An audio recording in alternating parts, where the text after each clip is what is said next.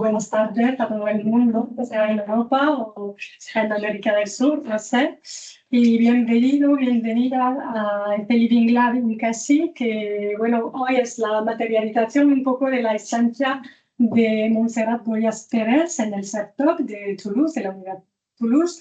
Y Montserrat es profesora de sociología en la Universidad de La Coruña, en España, y sus investigaciones se centran actualmente en la movilidad internacional y en la memoria histórica. Actualmente estudia la movilidad intraeuropea desde una perspectiva interseccional y en particular Montserrat ha trabajado sobre el impacto de la ley de memoria histórica en Argentina y Cuba. O sea que este trabajo dio lugar a la publicación de un libro en 2017, Los herederos de la ciudadanía, y que publicado por Italia. Y bueno, este Living Lab es sobre este tema, es una continuación también de un seminario del CERTOC que acabamos de seguir sobre la memoria histórica. Y bueno, ya que tenemos una doctoranda aquí que trabaja sobre un tema similar. Y ahora la presentación de Montserrat, que su título es de la memoria histórica a la memoria democrática, análisis interseccional de las trayectorias de inmovilidad de las familias de origen español en Argentina y Cuba. O sea, tienes 30 aproximadamente. Vale, avisarme por si bueno. Pues muchas gracias, Julie. Bueno, buenas tardes, buenos días, depende de dónde estéis, y muchas gracias por las personas que están aquí presentes. Como comentó Julie, hemos estado reunidas en un seminario, digamos que monográfico, ¿no?, sobre la ley de la memoria histórica y la ley de la memoria democrática y sus disposiciones transitorias para acceder a la nacionalidad. Por eso Rita está de comentarista, ¿no?, Rita Larroque, que es experta en este tema, pero en la parte francesa, en esta presentación. Parece que siempre hablo de lo mismo, que voy a hablar de mi libro. No voy a hablar de lo mismo. Hubiese parado en el 2011, pero es que, claro, la demanda continuó, ¿no? Y dio lugar, pues, a la disposición adicional octava de la ley 2022. Entonces, ¿yo qué voy a hacer? Si sigue la temática, pues yo sigo investigando sobre esta temática. Hay muchos temas colaterales interesantes, ¿no?, que se pueden abordar cuando trabajamos las leyes de memoria o cuando trabajamos el tema, ¿no?, del acceso a la nacionalidad, pero yo he centrado la presentación de hoy en algo que tiene que ver más con un aspecto metodológico, con la interseccionalidad, bueno, y con algo en lo que estoy trabajando actualmente, para que también tenga cabida en el marco de lo que es el proyecto ENCASI 2, ¿no?, pues analizar las desigualdades y bueno, y este enfoque interseccional. Entonces, he tenido la suerte de poder hacer o vivir, ¿no?, en tiempo real todo este proceso de aprobación de la Ley de Memoria Histórica y Memoria Democrática. Entonces, he podido hacer seguimiento a todos esos solicitantes y no solicitantes durante estos 15 años, ¿no? Pues la otra finalizó en el 2011 y esta ahora está a punto de finalizar. Y en eso es lo que me voy a centrar, ¿no?, en ver todas esas trayectorias, y también pues es como una revisión, ¿no?, al trabajo que he hecho desde un punto de vista crítico, de decirlo, ¿no?, pues supongo que por madurez, supongo que por, bueno, pues en el momento realizas una foto fija y tus objetivos pues son más estáticos, pero el poder hacer seguimiento, ¿no?, a estos solicitantes y potenciales solicitantes, a los que fueron aceptados, rechazados, o los que lo han vuelto a pedir ahora en esta ley de memoria democrática, pues me ha dado la oportunidad de observar otras variables, que es en lo que me voy a centrar hoy. Como os decía, bueno, hay varias cuestiones, ¿no?, para los que no conozcan la legislación en materia de nacionalidad, ¿no?, del Estado español, es que en España no hay ley de nacionalidad, ¿no? Sí que tenemos una ley de extranjería desde el año 2000, ¿no?, cuando gana el Partido Popular, ¿no?, por mayoría absoluta. Ya estaba antes por mayoría simple, pero por mayoría absoluta, y comienza nuestra ley de extranjería. Sí teníamos una ley de migración asistida antes, que amparaba pues a migrantes, ¿no?, que venían a Francia, por ejemplo, a Europa, en la década de los 60, pero ley de nacionalidad la rige el Código Civil, que es del año 1883. con muy escasas reformas. Entonces, en la parte previa a esta presentación sí que se comentaba, ¿no?, el por qué una disposición transitoria que dura solo 3 años, tanto en la Ley de Memoria Democrática como en la Ley de Memoria Histórica. Pues realmente, bueno, pues esto es un parche, ¿no?, una demanda de nacionalidad histórica por parte de los descendientes de españoles en el exterior y que se le ha querido dar respuesta, pero la demanda era una ley de nacionalidad, no era una disposición transitoria para que le den la nacionalidad a personas con determinados requisitos, ¿no? Entonces, bueno, un poco es para contextualizar, porque sí que, aunque lo vamos a ver desde un enfoque sociológico, las trayectorias de las familias, es necesario, ¿no?, entender el por qué hay esta demanda y por qué hay una disposición que solo dura 3 añitos dentro de una ley de memoria histórica. Esto llevaría consigo otra presentación de mucho tiempo, entonces, bueno, si luego hay alguna duda y demás, pues voy avanzando. Bueno, pero ahí yo parto, bueno, pues de esos silencios fundamentales, ¿no?, en la historia de España, es esa ausencia de justicia transicional y también la ausencia de un duelo migratorio, ¿no?, todo el éxodo que ha habido y que la oportunidad maravillosa de estar haciendo la estancia en Toulouse es vivir, ¿no?, ese éxodo del exilio en sus descendientes, ¿no?, en este contexto tan súper diverso como es Toulouse. Entonces, bueno, estas dos ausencias son fundamentales. Si bien ha habido normas, legislaciones, ¿no?, que tratan de sustituir, ¿no?, esa justicia transicional, estoy pensando en la ley de amnistía, que me da un poco la risa cuando hablo de ella, del 77, porque muchas personas dicen que con eso fue suficiente, no lo fue, ¿no? Entonces, por un lado tenemos la demanda de reparación, ¿no?, que tiene que ver con las personas que han sido víctimas, ¿no?, de la guerra civil y de la dictadura. Pero luego, bueno, al otro lado está la demanda de nacionalidad, ¿no? Al final convergen, ¿no?, por una serie de cuestiones que no voy a explicar ahora, como digo, que llevaría bastante tiempo, que tiene que ver con todo ese proceso de definición de la ley, con, bueno, pues con otras promesas que se habían hecho con el Estatuto de Ciudadanía en el exterior, pero da lugar pues a la disposición adicional séptima y a la disposición adicional octava, que es en lo que me voy a centrar en la presentación. Es obligado, ¿no?, a analizar esto desde una perspectiva intergeneracional, porque, bueno, hablamos de un doble legado, ¿no? Por un doble legado que lo vamos a ver claro o no tan claro, ¿no?, dependiendo del país en el que estemos analizando. Y ahora tenemos la suerte también de añadir la comparativa del caso francés, un legado, digamos, que emocional, ¿no?, que tiene que ver con la memoria, que tiene que ver con la identidad. Y cuando hablo de memoria, hablo de memoria familiar, de memoria migratoria, porque en el caso de España va ligada la memoria histórica con la memoria familiar. Tú al final, tu identidad no es lo que han vivido los tuyos, ¿no?, en el lado que te ha tocado o de la familia que te ha tocado nacer. Entonces, para mí no, para mí a través de los discursos de las personas entrevistadas resulta muy difícil, ¿no?, establecer una diferencia pues entre esa herencia familiar no histórica y la memoria histórica del Estado español. Y luego está pues la parte más instrumental, ¿no?, que es la nacionalidad, ¿no?, esa herencia, el derecho a ser español. Entonces, bueno, aquí os cuento un poco por qué la demanda de nacionalidad española y que dio lugar a estas dos disposiciones. Vale, bueno, tenemos la primera generación, que serían los primeros migrantes. Va a depender, ¿no?, el contexto que estemos estudiando, sea Argentina, sea Cuba o sea Francia, pues el año en el que se ha migrado. Pero bueno, se trata fundamentalmente de personas que han nacido en España y que han migrado a diferentes países. Yo me voy a centrar en Argentina y Cuba en esta presentación. Luego está la segunda generación, que son los hijos, ¿no?, los hijos de estos migrantes.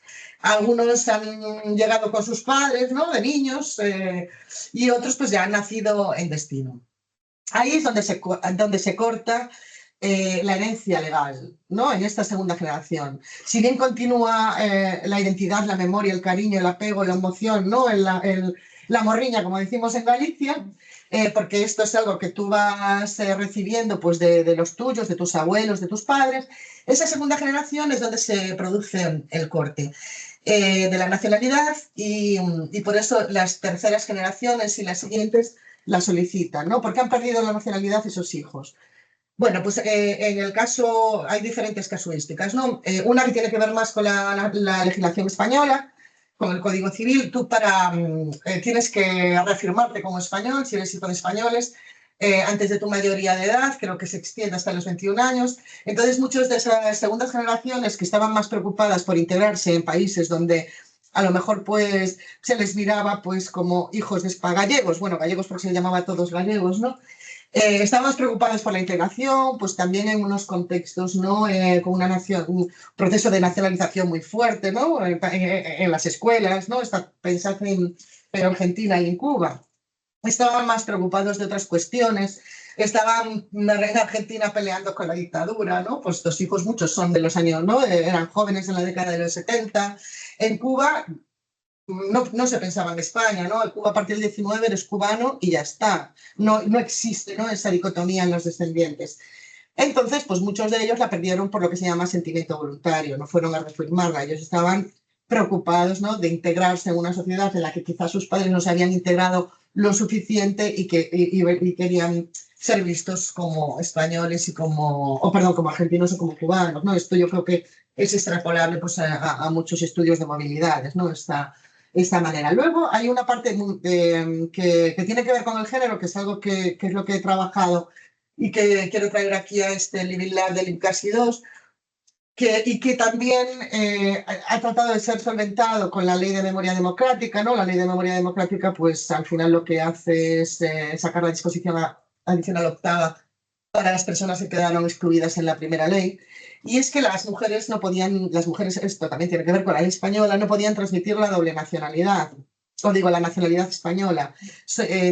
La linaje, ¿no? El linaje es por la línea del varón.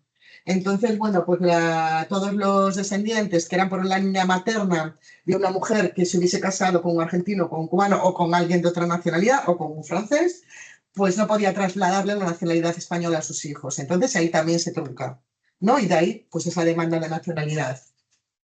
Luego, los procesos de nacionalización, ¿no? En Argentina y en Cuba sobre todo. Por ejemplo, en Argentina tú podías vivir como español. De hecho, muchas de mis entrevistadas de primera generación han muerto como españolas sin nacionalidad argentina. Bueno, han fallecido, porque claro, eso es lo que tiene el seguimiento, ¿no? De estas trayectorias que vas siguiendo a las familias. Y han muerto como extranjeras en un país en el que han residido 40 años. Pero si querías acceder a un cargo público, no, pero un cargo público no me refiero a un gran cargo, pues ser, por ejemplo, pues chofer, ¿no? En un autobús en Argentina, pues tendrías que ser nacionalizado argentino. Entonces, antes del 60, ahora no me acuerdo, 63, no sé qué año, no existía la doble nacionalidad, entonces estas personas ahí también se trunca, ¿no? Esa transmisión. Entonces, bueno, esto es para que entendáis por qué hay esa demanda de nacionalidad y por qué se ha truncado, ¿no? Si en España rige el ius sanguinis. Pues estos serían algunos de los supuestos. En Cuba, obviamente, después de la revolución, o te adhieres, ¿no?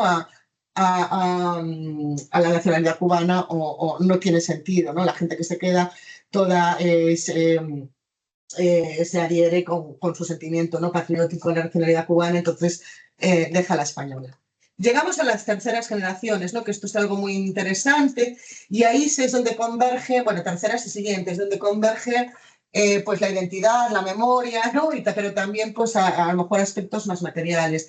Para esto, claro, no se puede hablar en términos generales. Cada uno de los contextos estudiados pues si tú haces un seguimiento, ¿no? de los cambios políticos, económicos y demás en cada uno de los países, vas a ver cómo también se activan, ¿no? Estas demandas, o sea, que tienen que ver con lo material, no la utilidad que te puede dar tener un pasaporte europeo. Pero hay muchísimas otras cuestiones que vamos a ver más adelante.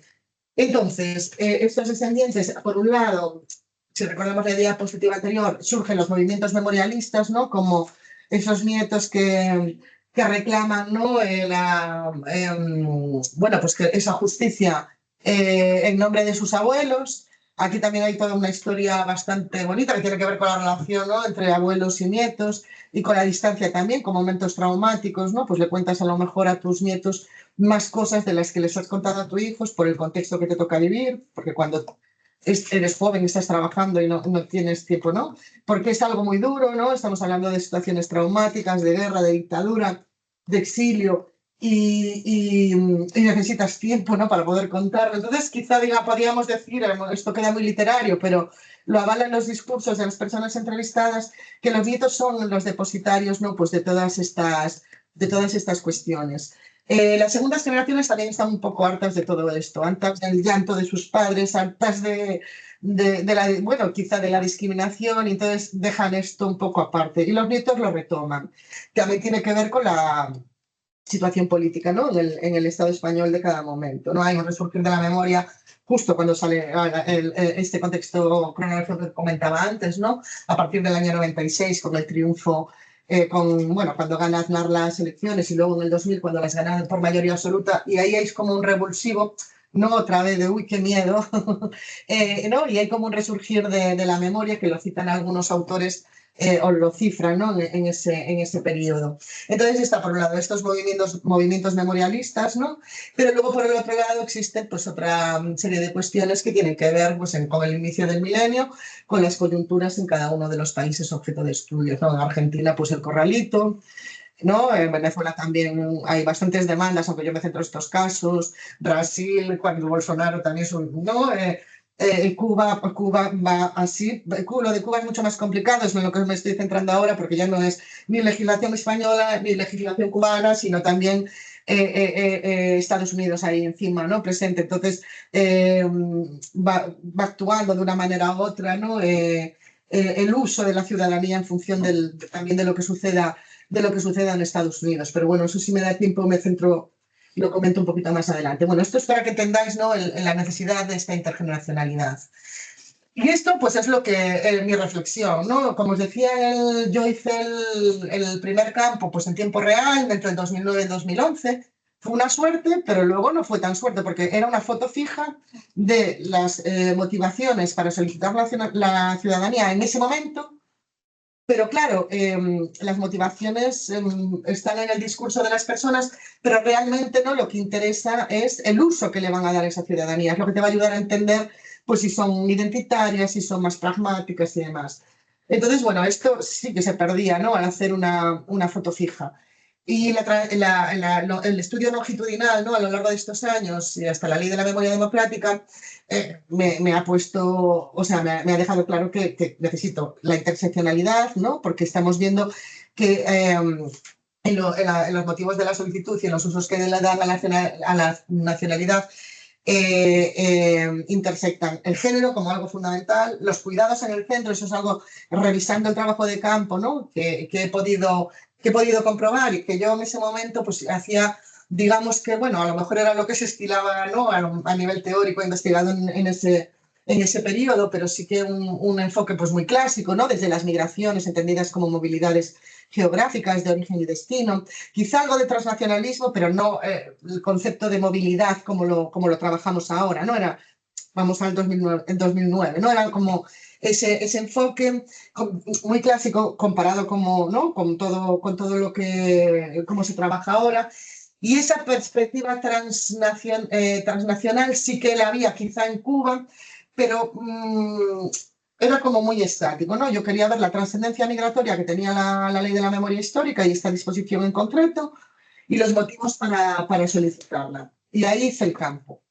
Y luego, revisando el campo y haciendo el análisis de las trayectorias de familias, fui consciente de que estaba muy, muy cojo mi enfoque analítico, ¿no? Entonces, bueno, pues por eso he podido seguir avanzando hasta la actualidad.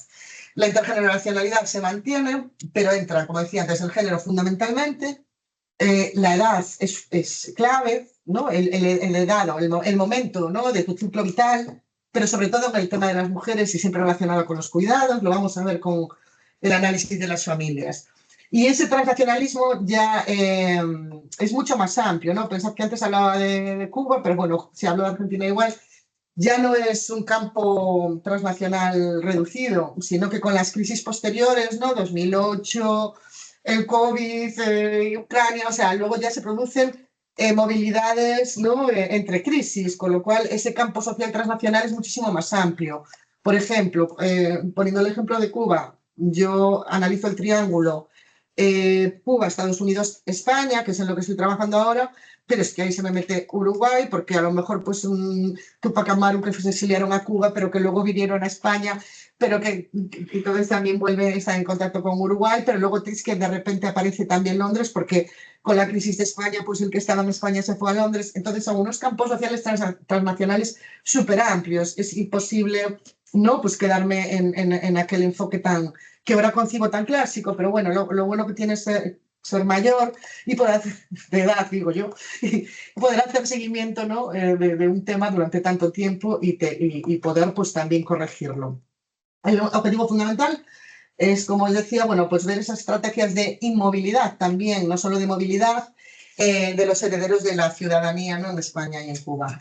Este es el marco metodológico, digamos que más amplio, pero yo me voy a centrar en las historias de vida para que veáis cómo, bueno, pues la necesidad, ¿no? del enfoque interseccional cuando tú estás analizando trayectorias familiares, ¿no? No te puedes quedar en nacionalidad y en las variables clásicas, tienes que ir mucho más allá. Y cómo el género y la edad atraviesan todas esas trayectorias vitales, ¿no?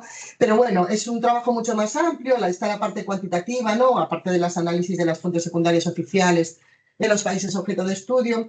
Luego, bueno, pues por fortuna pude analizar los datos de solicitudes, ¿no? de la Ley de Memoria Histórica, digo por fortuna porque nadie tiene acceso a esos datos, lo que pasa que durante el proceso de realización de la investigación, el Ministerio de Asuntos Exteriores y de Cooperación nos facilitaba mensualmente todos los registros consulares de todo el mundo. Eso hasta el 2011, diciembre del 2011, luego hubo un cambio de gobierno y no se obtuvieron más datos. Y de hecho, sí tenemos las solicitudes, las únicas publicaciones que hay de estos datos son las del equipo de investigación, o sea, tanto del equipo de investigación con el que yo estaba como la del libro que antes mencionaba Julie, pero no sabemos cuántos han resuelto, cómo se han resuelto, sabemos cuánta gente solicitó, en qué anexo solicitó, pero no sabemos cuáles fueron las resoluciones. Hubo preguntas parlamentarias en este sentido sin respuesta. Ahora de la memoria democrática tampoco existen datos. Entonces, bueno, tengo la suerte de tener esa fuente, ¿no? Por haber trabajado en ese proyecto de investigación y también porque el gobierno, bueno, obviamente coincidía con el gobierno del Partido Socialista, el gobierno de Zapatero, que fue el que aprobó la ley. Entonces sí que había, pues, digamos que una ayuda, ¿no? Connivencia entre la investigación, ¿no? y la política en ese momento. Entonces, pero luego no tenemos más datos, ¿no? Entonces ahora no podríamos decir las solicitudes que hay. Sí que hay publicaciones en los medios de comunicación, pero bueno, no hay que fiarse. También en la primera ley decían que iban más de 1,5 millones no de cubanos o de latinoamericanos van a ser españoles y luego al final fueron 500.000 solicitudes en todo el mundo. La parte cualitativa es, bueno, una etnografía multisituada en las diferentes zonas. Aquí, bueno, comento que ahora que estamos trabajando Cuba también añadimos Estados Unidos a la ecuación y las trayectorias familiares. Aquí hay una parte también de revisión, ¿no? Antes hablaba de revisión teórica y de enfoque analítico.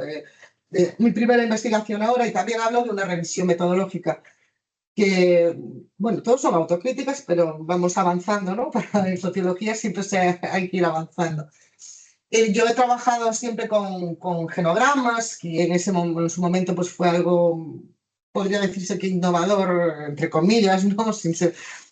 Porque sí que se utilizaba mucho en el ámbito sanitario, pero no se utiliza en el ámbito de las ciencias sociales. Entonces, bueno, a mí el genograma, ¿no? En esta perspectiva intergeneracional sí que me ayudaba pues, a visualizar quién pide la nacionalidad, cómo se transmite, ¿no? Pues como lo usan los sanitarios, como si fuera a lo mejor pues una enfermedad congénita, pues yo utilizaba la misma herramienta y me era de mucha utilidad.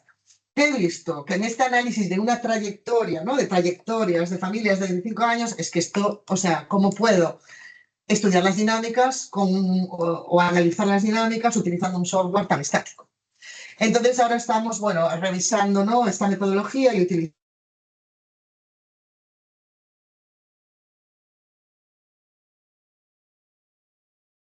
motivaciones, ¿no?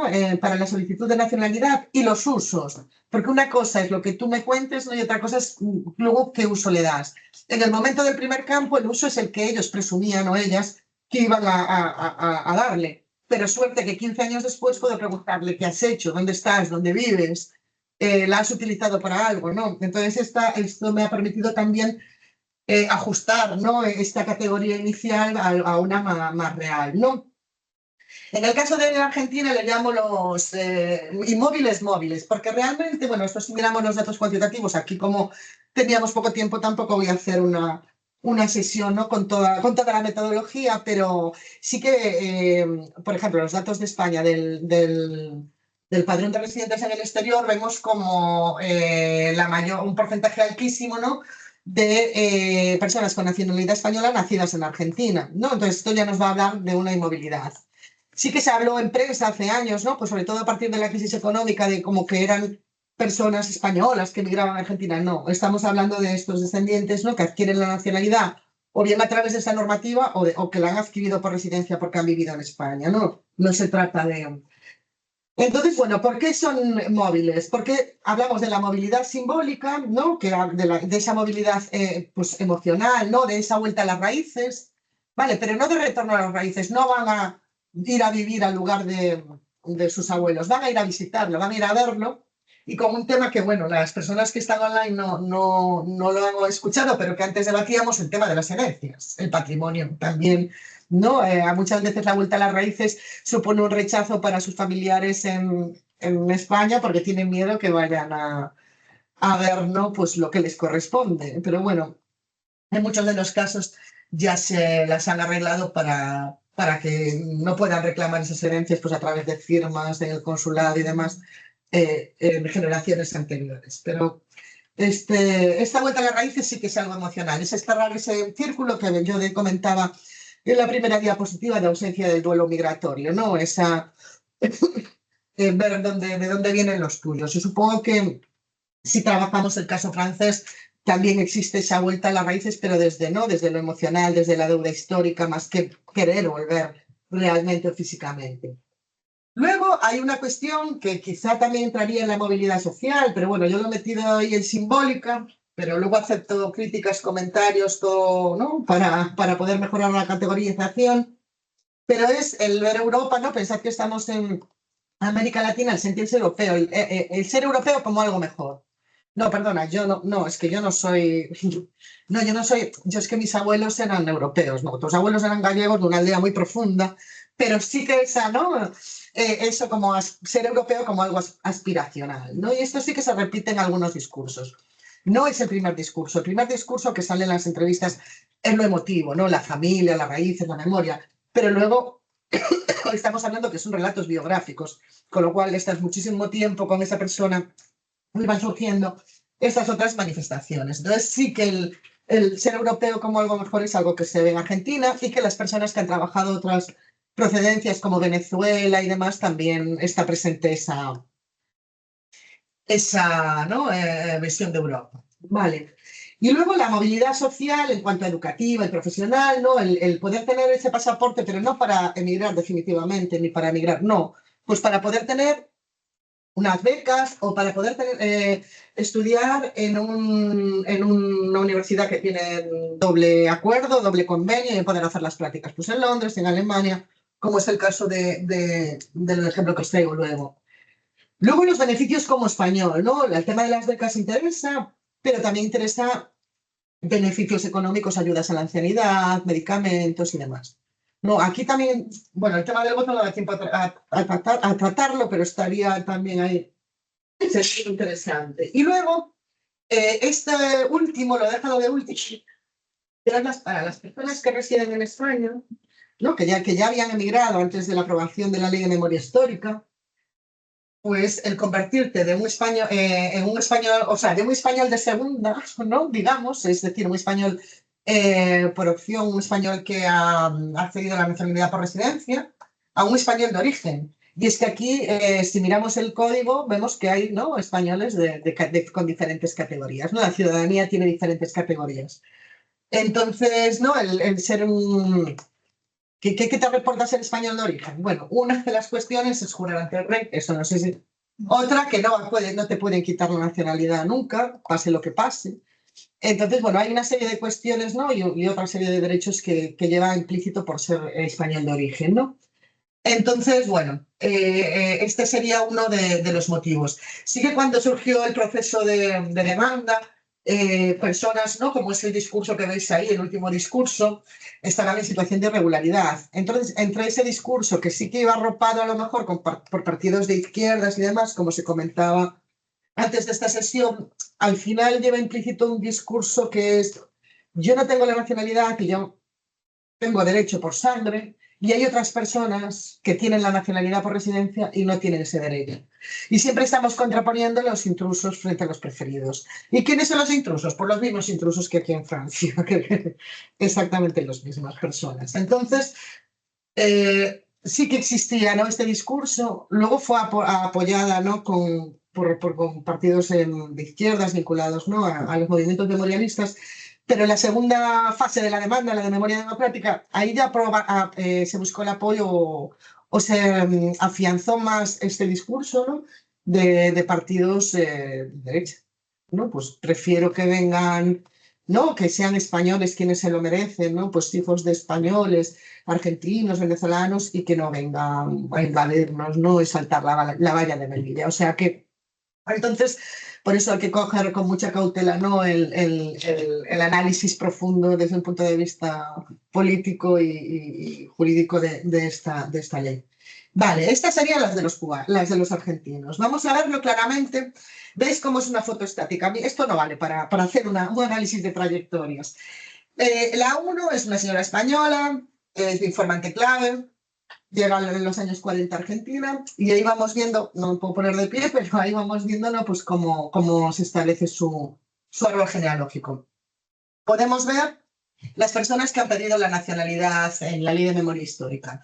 Vamos directamente a esas personas, porque si no me como el tiempo, si me pongo a contar la vida de esta familia, que es muy interesante, pero vemos que de la parte de los hijos de la informante clave, ¿no?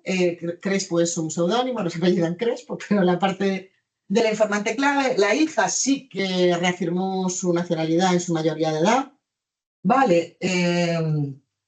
Y entonces por eso tiene doble nacionalidad, pero el hijo no, el hijo estaba a otras cosas, no le pareció relevante, estaba harto del llanto de sus padres, e incluso le habían obligado a casarse por la iglesia e invitaron a todo el centro regional. No quería saber nada. Y entonces era todo, ¿no?, como foto, la imagen, el imaginario, ¿no?, para la colectividad. Entonces, no me interesa, no. Pero luego de mayor, con esta oportunidad en la ley de la memoria histórica, ya es padre, ¿no? Entonces, bueno, ahí intersecta, ¿no?, como decía antes, los momentos de ciclo vital. Entonces piensa que sería, bueno, pues que eso que no quiso hacer en juventud, aquí cruzan dos cuestiones: que su padre ya ha fallecido, que su madre ya es muy mayor, ¿no? Esta parte más de la cuestión emotiva que decíamos antes, la identidad, el cerrar el homenajear a las raíces, pero luego también que tiene un hijo y que Argentina siempre está en crisis. Es como, ¿no?, una montaña rusa. Entonces, no es que quiera la nacionalidad para irse, no quiere la nacionalidad para que su hijo se vaya, pero quiere tener el pasaporte ahí por si acaso. Entonces, aquí no está el discurso de es mi derecho, ¿no?, me corresponde, sino es, porque si no ya lo hubiese hecho en su momento, es más esa reflexión en una edad madura, ¿no?, sobre la nacionalidad, ¿no?, que tiene que ver, pues, con lo emotivo, pero que también tiene que ver con lo pragmático, pero no porque le vaya a dar un uso inmediato, sino pues tengo un pasaporte europeo por si acaso. Vale. Este sería el hijo. Y luego vamos a la otra parte, ¿no? El uso de la nacionalidad, antes hablaba de esos beneficios, ¿no?, que tampoco lleva implícita la movilidad. Por eso decía, pues, que eran móviles y móviles. Una movilidad quizás social, pero sin necesidad de moverte definitivamente de tu lugar de origen, ¿no? Aquí solicita la nacionalidad, la madre ya tenía la nacionalidad española, lo que pasa es que no se la pasó a sus hijas cuando eran menores de edad, y por eso es necesario reactivar con la ley de la memoria histórica, ¿no? Las hijas están en edad universitaria, entonces el objeto es poder estudiar, ¿no?, como os comentaba antes, pues en universidades que tengan doble convenio, que puedan hacer prácticas en el extranjero, incluso que puedan tener, bueno, pues unas mayores expectativas profesionales. Entonces ahí vemos, pues, la hija mayor. Entonces ya no era solo la española, sino también la italiana por parte del padre. Tienen todos los pasaportes, los tres. Estudiaron en estas universidades. Una estudió química, algo como ingeniería química o algo así, y la otra estudió derecho. Una hizo prácticas en Alemania, y la otra hizo prácticas en Londres y luego vemos lo que pasó con ellas. Pero en ese momento la solicitaron ¿no? y pudieron hacer luego ese desarrollo, digamos que educativo y profesional.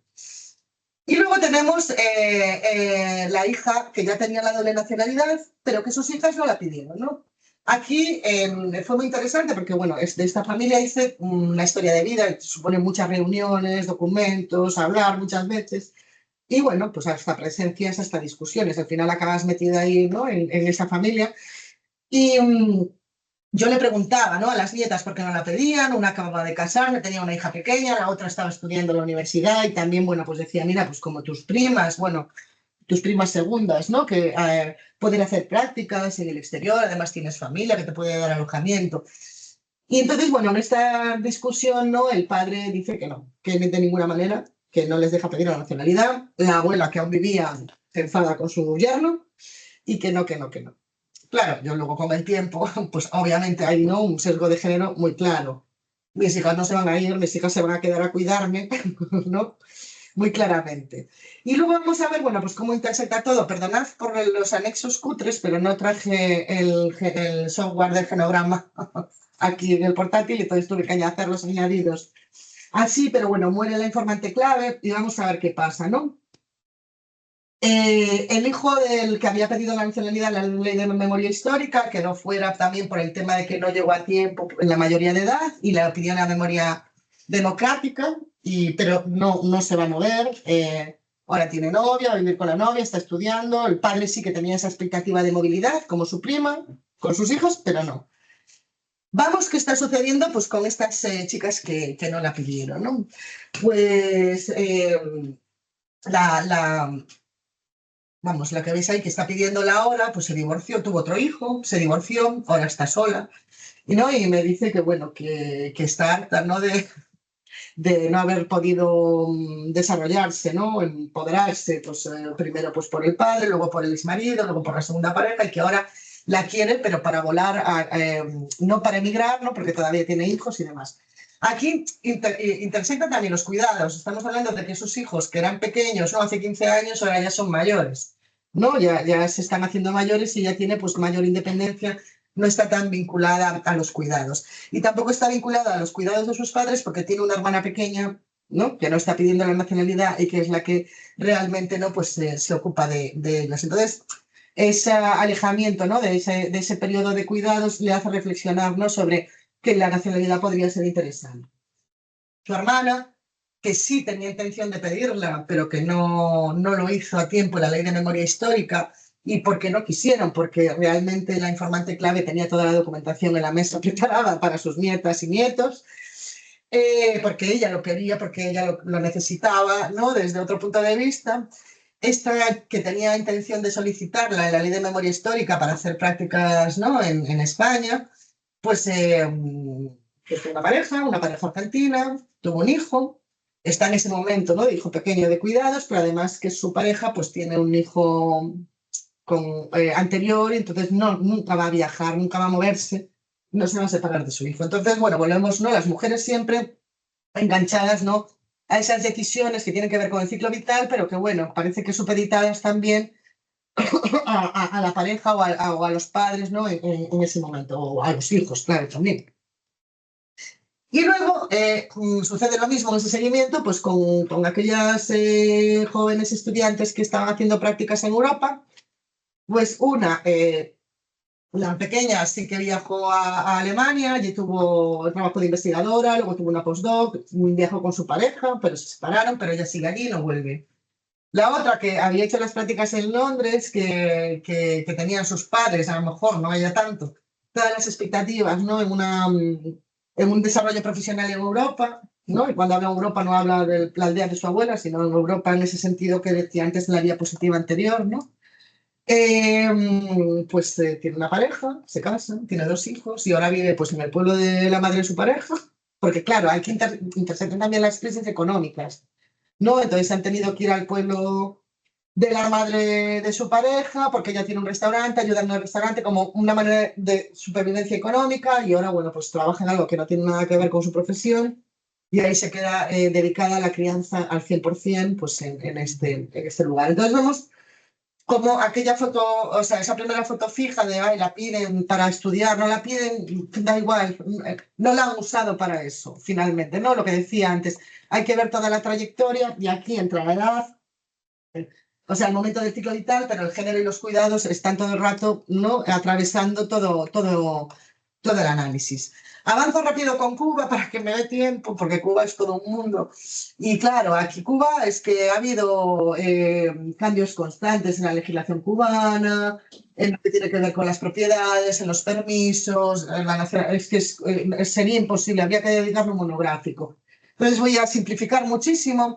¿Por qué el título Inmóviles en constante movimiento? ¿No? Porque en la legislación, ¿no? Como señalo por ahí, bueno, con la voz de las personas entrevistadas, no acepta la doble nacionalidad. Entonces tú tienes que salir de Cuba con pasaporte cubano y entrar con pasaporte cubano, pero luego tú te mueves, ¿no? Por el resto del territorio con pasaporte español. Entonces las personas pues piden permiso, ¿no? Y trabajan en España, pero siempre, cada X tiempo, estos tiempos de residencia sí que se han ido ampliando, ¿no? Con los cambios, desde que yo hice el primer estudio hasta ahora, se han ampliado, ¿no? Esos permisos, pero antes era a lo mejor 1 año, 2 años, ahora se han ido ampliando. Entonces esas personas siempre tenían que volver, ¿no? A Cuba antes de que pasase ese periodo, pagarse ese billete para no perder la nacionalidad cubana. Entonces, realmente son inmóviles a efectos estadísticos porque están en Cuba, son simplemente que están con un permiso, pero están en España haciendo una vida en España, ¿no? Es algo complicado de gestionar. Eh, Podríamos tener prejuicios, ¿no? Cuando analizamos el tema cubano y pensar, bueno, pues quieren la nacionalidad, porque de hecho, de la solicitud, de los 500.000 pocos solicitudes que hubo en la ley de memoria histórica, yo seleccioné Cuba porque el 40% de las solicitudes de eso eran de Cuba. Y yo pensaba, a ver, un lugar donde no llega la información, donde no tienen acceso a Internet y esto hay que pedir las citas por Internet, ¿qué está pasando? Bueno, allá me fui a hacer trabajo de campo y ya vi lo que estaba pasando. Entonces realmente están inmóviles porque ellos figuran como cubanos, ¿no? Pero van y vienen. Y van y vienen por diferentes motivos, ¿no? Pero que tiene que ver siempre también con estrategias familiares, ¿no? Entonces, bueno, aquí en los cuidados, pero también un amplio espectro, ¿no? Cuidados como, no directos, sino pues apoyo, réditos económicos, o sea, todo tipo de cuidados que tiene que ver con la estrategia de la familia extensa, además, ¿no? Del hogar. Entonces, bueno, por ejemplo, las primeras, que son mujeres, ¿no? Pues que no todo el mundo puede moverse, ¿no? Aquellos que ya no están activos a lo mejor laboralmente, porque pueden tener permiso, porque si no, no te dan el permiso. Y luego también pues gente que se dedica a otros sectores, ¿no? Pues como que no trabaja directamente para el ministerio o que no trabaja directamente en la sanidad. Entonces eso sí podrían tener permiso, el resto no. Con lo cual, en estas movilidades, ¿no? A Estados Unidos de ida y vuelta, esas mujeres, y son mujeres en constante movimiento, y son mayores porque están jubiladas, aunque no son ancianas porque todavía no requieren cuidados, y son las protagonistas de las movilidades, ¿no? En este caso. Estas mujeres, bueno, pues tienen permiso porque no están activas, van, cuidan, pero cuando vuelven, pues traen materiales, no traen no solo dinero, pero también pueden vivir mucho mejor, ¿no? Pues pintura para pintar la casa, ropa, materiales que luego pueden vender, ¿no? Los negocios, como se dice allí, ¿no? Pues se puede o en los cuentos, se puede vender y que va a suponer, este viaje va a suponer también un rédito, ¿no? De bienestar en Cuba, ¿no? Mantener la casa y tener pues otras cosas que no tienen las personas que no tienen familiares en el exterior. Y yo os digo, son mujeres mayores, son las mujeres que transmiten la nacionalidad, pero son las mujeres que como no están activas laboralmente, pues pueden tener ese permiso de ida y vuelta. Luego también, pues volvemos a la educativa y profesional, ¿no? Aquí lo profesional tiene que ver, pues, con salida ya de Cuba, pero para dinero, pero o sea, para tener una mejora económica más que profesional, porque tu estatus, cuando migras, lo pierdes. En Cuba eres un gran ingeniero, un gran médico, y en España vas a ser lo que te toque ser. O sea, que aquí de estatus nada, aquí es más profesional, pero desde un punto de vista más económico, ¿no? Más material. Y siempre con esta situación que os comentaba antes, ¿no? Volver cada cierto tiempo para poder mantener tu ciudadanía y también tu ciudadanía y tus patrimonio en la isla, que esto ha cambiado en esta última revisión del trabajo de campo. Y también dinero, porque pagarte un billete a Cuba cada X tiempo no lo puede hacer cualquiera. Entonces hay gente que pierde la nacionalidad cubana pues por fuerza. Vale. Y luego, bueno, pues también pensando en muchas mujeres y hombres, ¿no? Pero sobre todo las mujeres son como las que llevan aquí las transmisoras de todo, ¿no? Y las que llevan la carga de la nacionalidad, pero también de matriarcado casi en la familia, las que organizan, ¿no? En la familia. Muchas de ellas muy afines al régimen, si no se hubiesen ido antes, están allí porque quieren estar allí, o sea, no tiene que ver con cuestiones de salir de Cuba, sino que tiene que ver pues, con lo que comentaba antes un poco con Argentina, ese cambio luego de chip en el ciclo vital, pues cuando eres madre, ver que tu hija es médico y gana pues a lo mejor no muy poco dinero para lo que ha estudiado, querer que tus nietos tengan algo, y luego también la apertura que supone pues esos viajes primeros de ida y vuelta a Miami, supone, bueno, pues que ya no estás, ya no es una generación que está en la burbuja, ya es una generación que dice, hambre, pues no, que está en ese capitalismo, ¿no? Y que, bueno, que a veces inician la solicitud de nacionalidad para trasladarla a sus descendientes, pero pensando en sus descendientes, porque realmente si no, esas personas se hubiesen ido antes. No tiene que ver con un rechazo al régimen ni nada, ni una cuestión política. Tiene que ver más con algo de esta, ¿no? De este tipo, ¿no? Material. A ver, es que me da, o sea, no se puede simplificar tanto una complejidad tan grande, ¿no? Como puede ser esta, pero por decirlo resumido, luego si alguien quiere que la amplíe, pues la amplío. Y luego volvemos a estas señoras que iban y venían, se hacen mayores. Y esos hijos que han emigrado, ¿no? Por esa cuestión más económica y demás, ¿no? Y porque el sueldo realmente en Cuba es muy bajo y que, bueno, quiere tener acceso a otros recursos, se han instalado en otros lugares, ya sea España o Estados Unidos, y entonces esas mujeres que iban y venían para cuidar se han hecho muy mayores y necesitan ser cuidadas. Entonces sí que hay al final una movilidad, pero una movilidad para mantenerte inmóvil. O sea, tú te mueves, imagínate, de Cuba a España, porque ya tienes 80 años, ya necesitas cuidados, quien te cuidaba en Cuba ya no está también, y te mueves a España, pero para permanecer inmóvil, ¿no? Y entonces, bueno, es un desarrollo también muy fuerte, ¿no? A todos los niveles. Aquí tenemos a la familia cubana. Estos, en la ley de memoria democrática no han solicitado esta familia que os traigo de ejemplo, ¿no?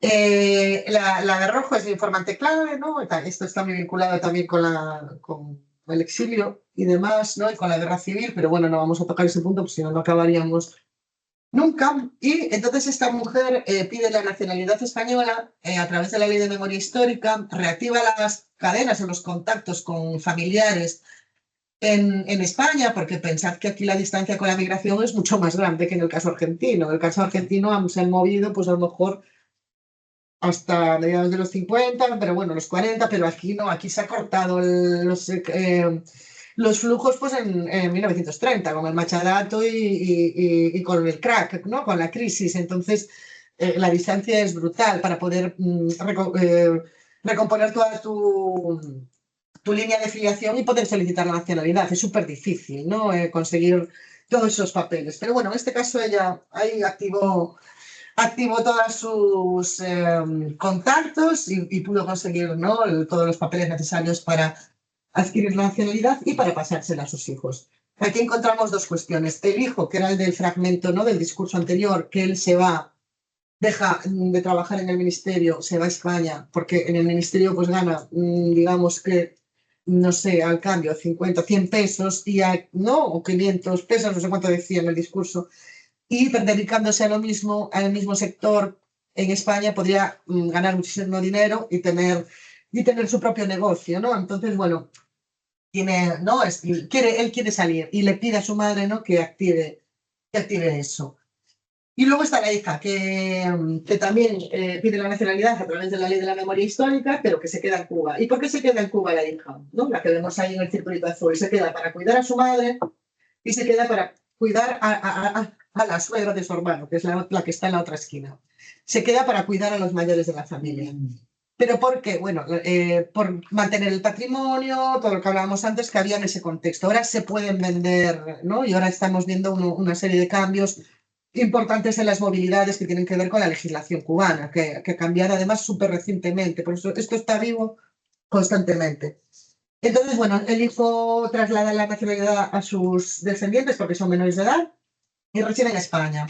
Y por el otro lado, pues tenemos otra mujer mayor, también activa la nacionalidad para pasársela a su hija, ¿no? Que es del mismo núcleo familiar, y poder volver a España. ¿Qué sucede en esta, ¿no? Análisis de las trayectorias a lo largo de estos 15 años? Que muere la cuidadora, ¿no? Vemos ahí que la hija, que muere la cuidadora. Y ellas se han hecho mayores, han pasado 15 años, ¿no? Se ha hecho mayor la mujer de aquí, que está aquí, y se ha hecho mayor mi informante clave y su cuidadora ya no está. Entonces, las dos han tenido que viajar a España. Ahora mismo, quien está pidiendo la nacionalidad a través de la Ley de la Memoria Democrática es, bueno, los hijos de esta señora que se ha venido a España, porque ellos ya vivían en España y ya tenían la nacionalidad por residencia. Entonces, en el momento de la Ley de Memoria Democrática le parecía muy tedioso, ellos ya, total, ya tenían la residencia, ¿no? Nos iban a complicar. Pero, claro, sus hijos ya han echado raíces en España. Ya no existe ese pensamiento de volver a Cuba, porque digamos que la familia de origen, ¿no? Ya, no está, ya está muerta. Existe esa posibilidad, ¿no? De vender el patrimonio que antes no existía. Entonces, bueno, ante la idea de un no retorno, pues una nacionalidad de origen. Estoy simplificando muchísimo. Entonces, bueno, estas dos señoras se han movido porque son mayores. 5 minutos. O menos, o menos. O menos. Principales conclusiones, ¿no? La resignificación ¿no? de la ciudadanía. La ciudadanía es mucho más que, ¿no? que un pasaporte, ¿no? Todo lo que venimos hablando a lo largo de esta tarde, ¿no? Un instrumento y mucho más alejándome, ¿no? De esa idea inicial que tenía en mis primeras investigaciones de la migración, ¿no? De la movilidad estrictamente geográfica. Hemos visto cómo la ciudadanía pues, tiene que ver, ¿no? con tu identidad, con esos marcos colectivos, ¿no? De la memoria, con sentir que perteneces a un grupo, el grupo pues que tiene como sentido tu vida, ¿no? Ah, pues mira, he tenido las mismas vivencias que el resto ¿no? de hijos de españoles en el exterior, o ¿no? El sentirte como parte de un grupo, ¿no? Ese tema que tiene que ver con la identidad, que bueno, se aleja un poco de mi disciplina y tampoco es difícil de analizar, ¿no? Desde la sociología. Y luego tiene que ver con lo simbólico, pero lo simbólico también desde un punto de vista aspiracional, ver Europa como mejor, que, bueno, ¿no? Todos esos motivos o usos de la ciudadanía, esa resignificación, y que he de deciros que ninguno es excluyente, puedes tener todos a la vez, ¿no? Que es lo que estamos viendo, y puedes ir cambiando a lo largo del tiempo, igual que cambia la identidad, ¿no? Tenemos identidades múltiples, las vamos transformando, pues con esto también, ¿no? ¿no? Esa foto estática, entonces para mí ya no tenía ningún sentido. Vemos la importancia del género, de la edad y del momento vital, ¿no? Hemos visto divorcios, ¿no?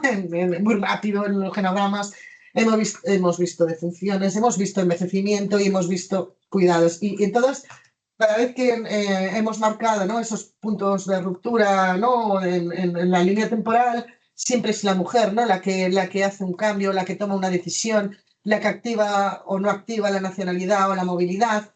Los hombres, sin embargo, aunque también están en el mismo entorno, se mantiene el discurso del 2007-11, o sea, de la memoria histórica, y no han hecho esos cambios, ¿no? Vitales.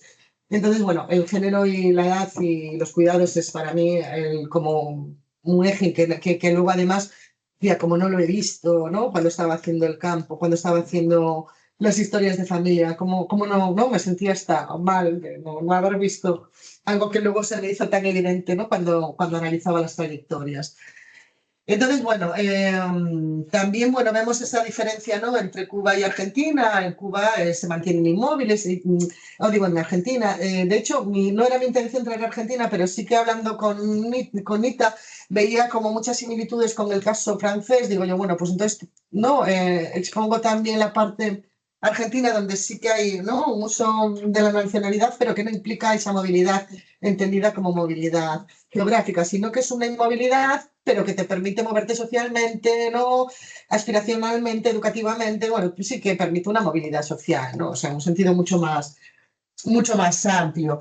Y en Cuba es volar, pero no volar en principio o en la primera parte del campo, ¿no? En esa ley de memoria histórica no era volar para emigrar definitivamente, pero en esta parte de, ¿no? de la ley de memoria democrática, igual ese vuelo ya es definitivo por las coyunturas que hay, ¿no? Porque no vas a ir a Miami en la nueva era Trump, o digo, a Estados Unidos en la nueva era Trump, porque ahora ya puedes vender, ¿no? tu patrimonio, porque bueno, ya se han abierto otra serie de, los permisos son un poco más amplios, otra serie hay una, muchos condicionantes, ¿no? Que bueno, que ese volar a lo mejor es diferente. Y luego, pues como os decía, la autocrítica es que esto no se puede hacer desde los genogramas, ¿no?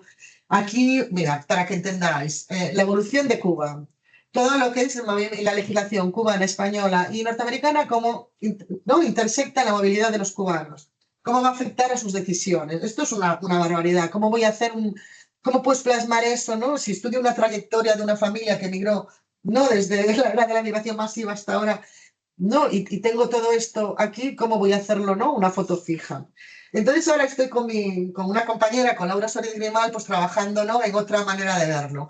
Yo esto es lo que plasmaba, ¿no? Plasmaba todo esto aquí y claro, esto es inteligible, solo lo entendemos las que lo analizamos. Entonces ahora, bueno, estamos trabajando con matrices donde sí que se pueden ver esas dinámicas, donde los nodos tienen un símbolo, ¿no? Los colores, la intensidad, los vínculos, las movilidades, ¿no? Aquí podemos ver, pues, por ejemplo, cómo pasan, ¿no? De un momento en un periodo de la vida, ¿no? A la centralidad, a otra. Entonces, bueno, ahora estamos trabajando eso, en el análisis de redes, para ver si podemos explicar de una manera más, digamos, cercana a las dinámicas, ¿no? que con el genograma que se hacía un poco complicado. Y nada, muchas gracias, perdonad si me he pasado mucho de mi tiempo y quedo ahí a la espera de preguntas.